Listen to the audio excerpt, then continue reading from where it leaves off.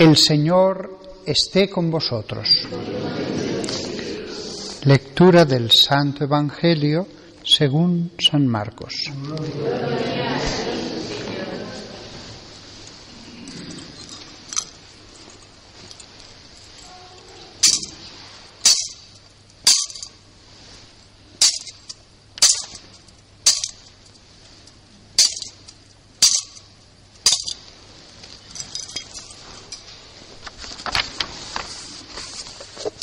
En aquel tiempo, María la Magdalena, María la de Santiago y Salomé, compraron aromas para ir a embalsamar a Jesús.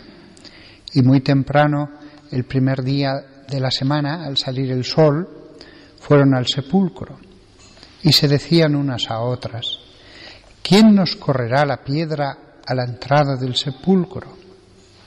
Al mirar, vieron que la piedra estaba corrida, y eso que era muy grande. Entraron en el sepulcro y vieron a un joven sentado a la derecha, vestido de blanco, y se asustaron. Él les dijo: no os asustéis, ¿buscáis a Jesús el Nazareno, el crucificado? No está aquí, ha resucitado. Mirad el sitio donde lo pusieron. Ahora id a decir a sus discípulos y a Pedro: Él va por delante de vosotros a Galilea. Allí lo veréis, como os dijo. Salieron corriendo del sepulcro, temblando de espanto, y no dijeron nada a nadie del miedo que tenían.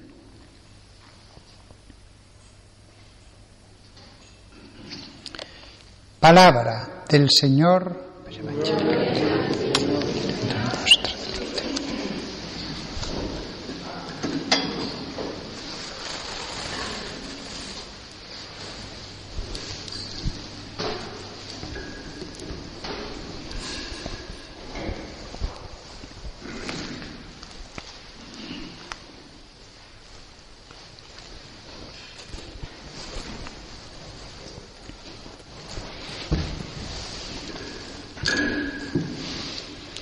Aunque tenía pensado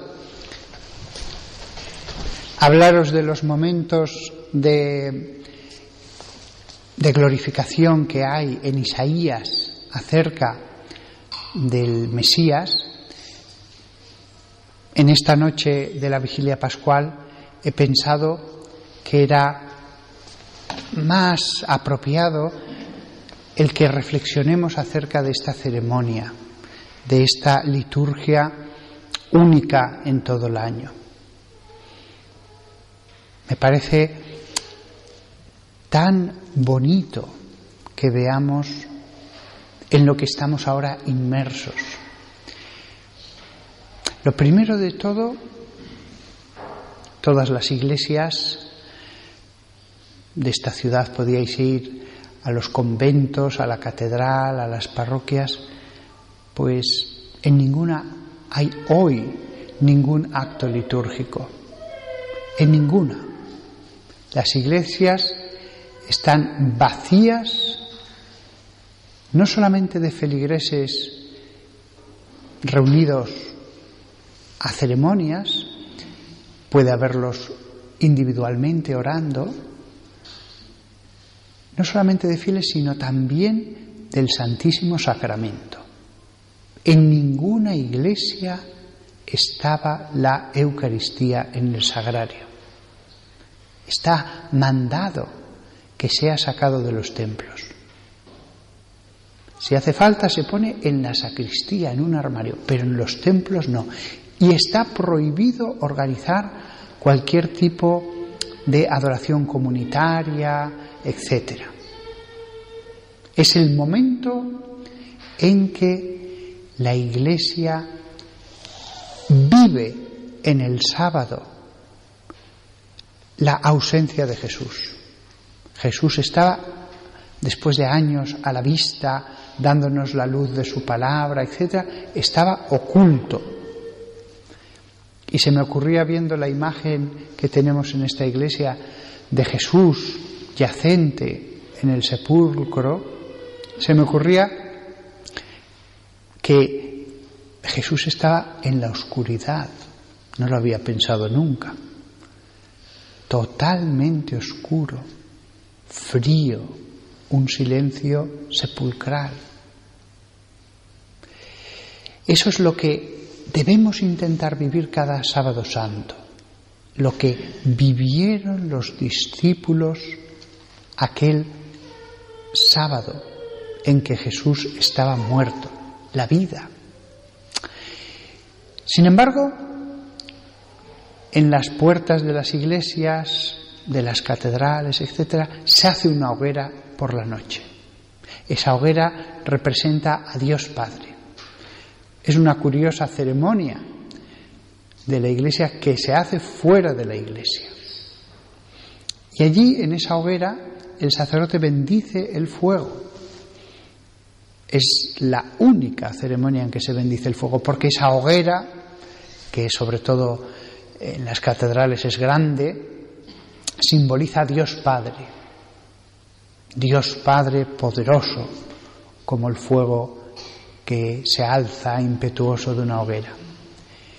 Y allí el sacerdote le dice al diácono que encienda el cirio pascual de esa hoguera.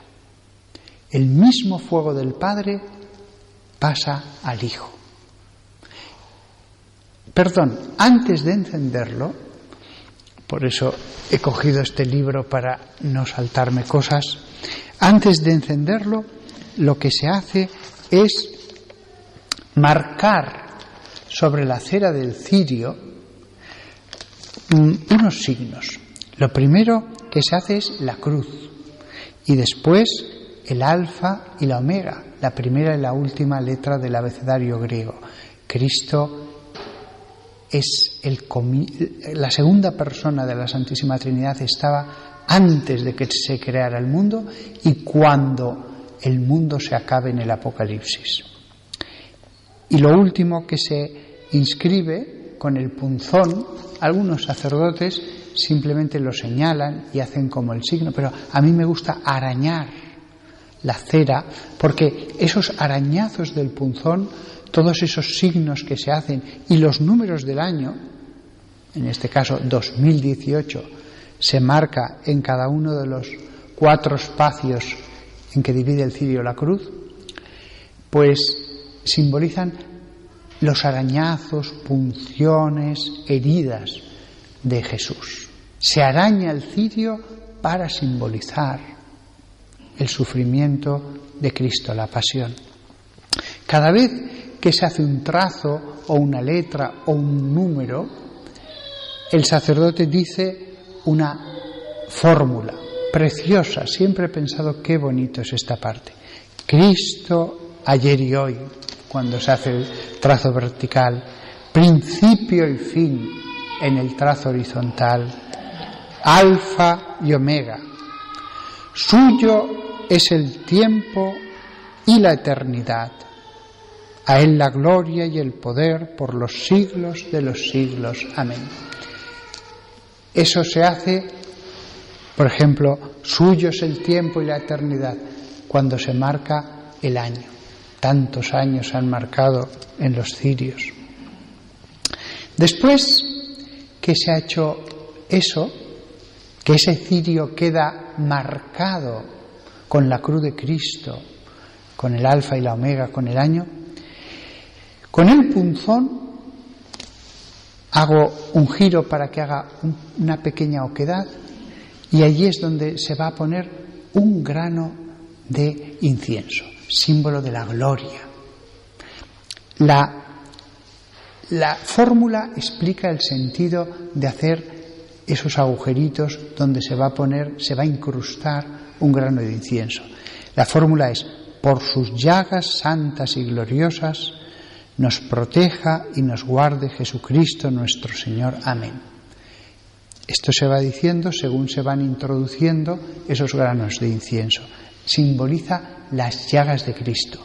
5 granos de incienso, porque 2 fueron las llagas de las manos, 2 las de los pies y 1 la del costado.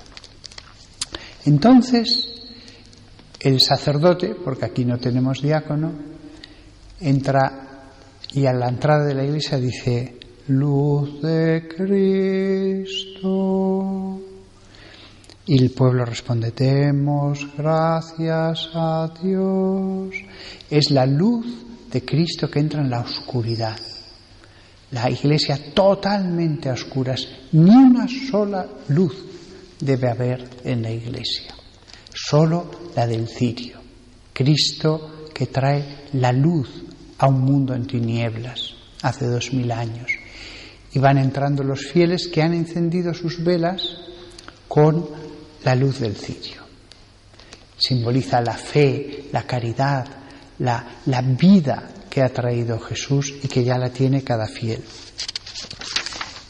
Es siempre un momento emocionante, lo mismo que antes la cruz, el Viernes Santo, al comienzo de la Iglesia, a la mitad y en el presbiterio, pues ha recorrido el espacio sagrado y el sacerdote dice: mirad el árbol de la cruz en que estuvo clavada la salvación del mundo.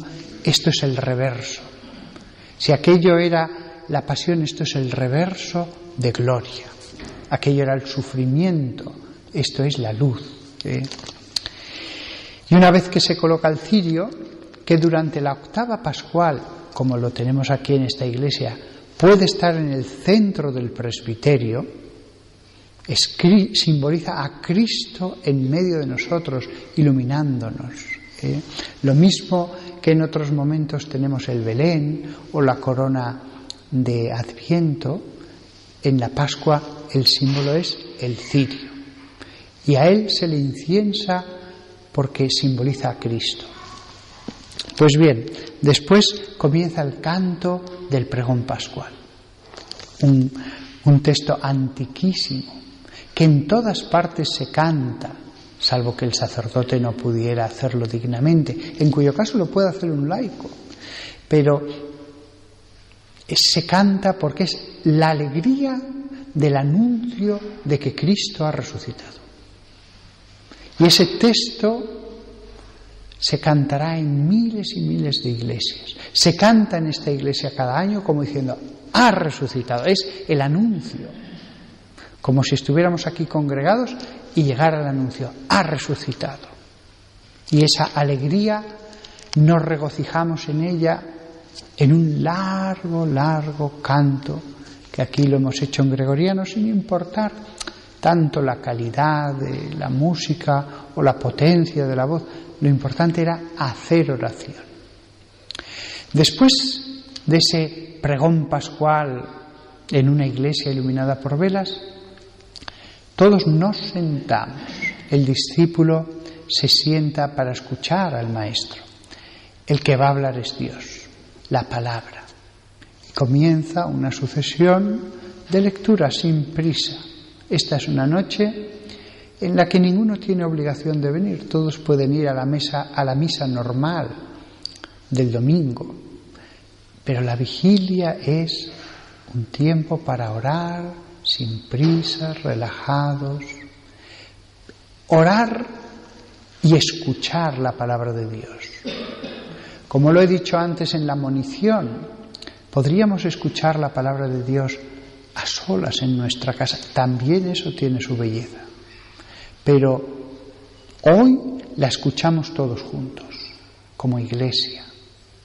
La escuchamos en mitad de una iglesia iluminada solo por velas. Se van a suceder las lecturas magistralmente escogidas, las lecturas que nos llevan desde el comienzo de la Biblia hasta desembocar en el Evangelio.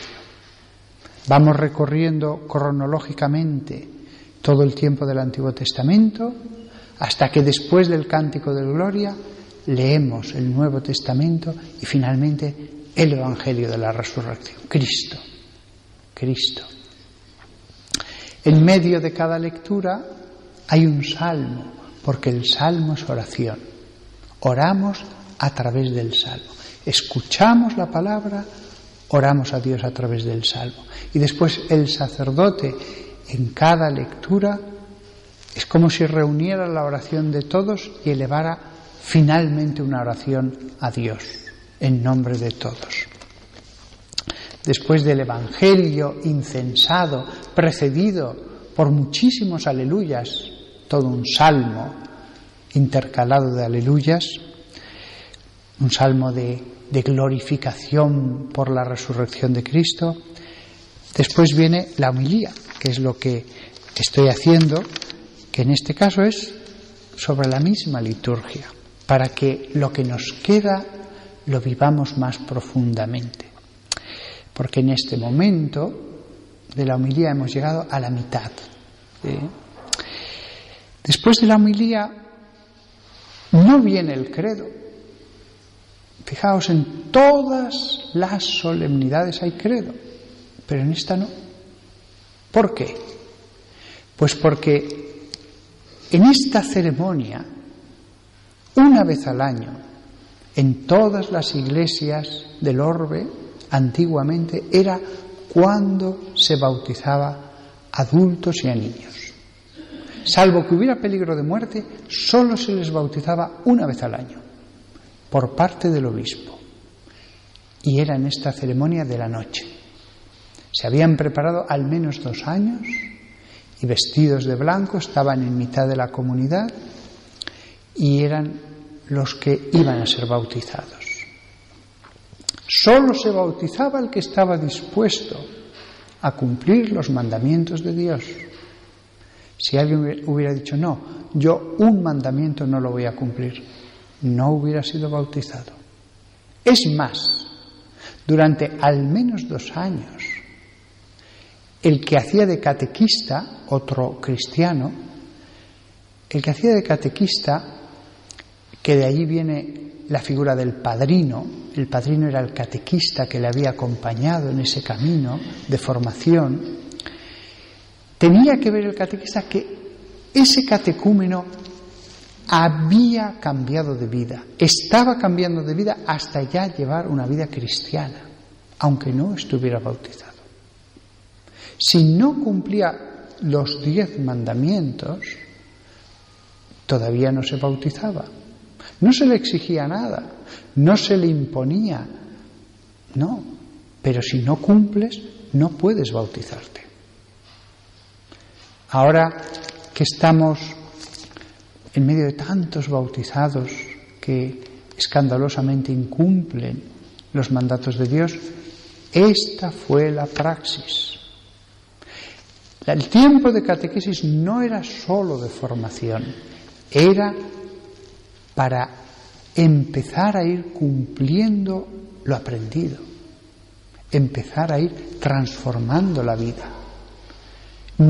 Y si uno no estaba de acuerdo, no podía. No es una democracia la Iglesia. No es una democracia. No es lo que decidamos todos. No es lo que nos parezca. La Iglesia no es el espacio de la opinión. La Iglesia es la fe que hemos recibido, la palabra de Dios, el mandato del Altísimo. Y en esa palabra de Dios, cumpliendo lo que estaba en las tablas de la ley, a través de los sacramentos la gracia nos va transformando. Pero no nos dejemos contagiar de la mentalidad que hoy existe.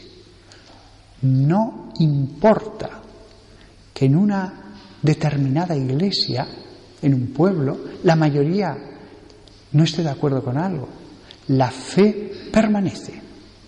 La fe se mantiene, se preserva por encima y a pesar de lo que pueda pensar la mayoría de un pueblo o de una parroquia o incluso de una nación.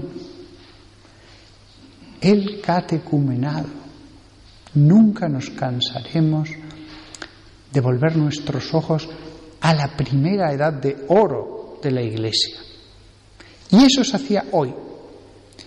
Y hoy no hay credo porque se sustituye por las promesas bautismales, en las cuales, cuando no hay bautizados, como es en esta iglesia, pues después de bendecir el agua con una larguísima oración, todos nosotros los bautizados hacemos las renuncias a Satanás, al pecado, al mundo, y hacemos un resumen esencial de nuestra fe. ¿Creéis en Dios, Padre Todopoderoso? Sí, creemos. Por eso no hay credo, porque vamos a hacer una solemnísima profesión de fe. Una profesión de fe que debe reavivar nuestro bautismo. Lo mismo que si fuéramos bautizados hoy nosotros. Ya estamos bautizados, pero el sacerdote, con esa agua bendecida, insisto, no con una oración normal, más breve, sino con una muchísimo más larga y solemne, después cogerá esa agua santa, ya no común, y aspergerá a los que estamos aquí. No nos vamos a volver a bautizar, pero que ese agua nos recuerde el agua que, si hubiéramos sido bautizados adultos, hubiera supuesto un antes y un después en toda nuestra existencia. El sacramento solo se recibe una vez del bautismo, pero muchas veces podemos reavivar la gracia que recibimos cuando éramos niños. La podemos reavivar totalmente. Cuando yo pase aspergiendo a todo el pueblo fiel, recordad que Dios ordenó a Moisés, ya pensando en lo que íbamos a hacer nosotros, ordenó a Moisés que tomara la sangre del cordero inmolado ante el altar donde se iba a quemar y con unas ramas de hinojo, que es una determinada planta, aspergiera con esa sangre, símbolo de la purificación que iba a venir con el Cordero Pascual. Fijaos, si Moisés viera esta escena, diría: ahora entiendo perfectamente, en plenitud, lo que Dios me mandó hacer. Yo sabía que aquel Cordero purificaba y santificaba al pueblo si recibía esa sangre con fe, como Abraham. Pero ahora entiendo lo que significa el agua viva de Cristo. Siempre que asperjo con el agua, recuerdo que una profesora de universidad, una gran profesional, ella no tenía fe y me comentó que fue un domingo de Pascua a acompañar a su madre en el pueblo donde había nacido ella, pero lo hizo por cariño a su madre. Ella no tenía ninguna fe, no iba a misa, nada. Y se aburría durante la misa. Pero cuando llegó el momento en que el sacerdote, con el agua, la aspergió, ella, al ser aspergida, notó que una gota le cayó justo en la coronilla. Y que en ese momento lo vio claro todo. En ese momento una gracia le tocó y vio clara la fe. Se quedó conmovida. Recibió de golpe la fe, vio. Y en los días siguientes hizo examen de conciencia, se confesó, comulgó, y a partir de entonces todos los días va a misa, todos los días reza el rosario, todos los días pasa un tiempo en oración. Recordadlo, hoy es un día de fusión de gracia. Acabo aquí el sermón, aunque hemos llegado solo a la mitad de la ceremonia. Mañana seguiré con la otra mitad. La alegría que tenemos que tener de estar hoy, ahora, en la ceremonia más importante del año. Una ceremonia más grande que la coronación de un príncipe o la antigua ceremonia de coronación de un papa, o lo que sea. No hay ceremonia comparable a aquella que es la rememoración de la resurrección de Cristo, la ceremonia en la que Dios nos concede recibir gracias para el alma, invisibles, lo mismo que si hubiéramos estado en esa noche, madrugada, mañana, en la que llegó la noticia de la resurrección de Cristo. Lo mismo. Pienso que fue por la mañana, al amanecer, aunque lo celebremos por esa ansia que tenemos de cuanto antes que Jesús resucita, se celebraba ya en la vigilia, en la iglesia primitiva. Que disfrutemos lo que nos queda, que no nos entre ninguna prisa, al revés, que deseáramos que el tiempo se detuviera y pudiéramos seguir adorando y alabando. En las iglesias orientales se celebra hasta este rito, pero dura toda la noche, acaba en el amanecer. Están escuchando la palabra de Dios, cantando, adorando, y la Eucaristía hasta el amanecer. Los neocatecumenales, cuyas comunidades están extendidas por todas partes, hoy toda la noche la pasan orando, cantando, en una misa larguísima, que acaba al amanecer. Y entonces por la mañana ya tienen un hotel que han contratado y se comen cordero y festejan esa alegría. Que a nosotros no nos duela esta hora y media, hora, 3/4 de estar con Jesús resucitado.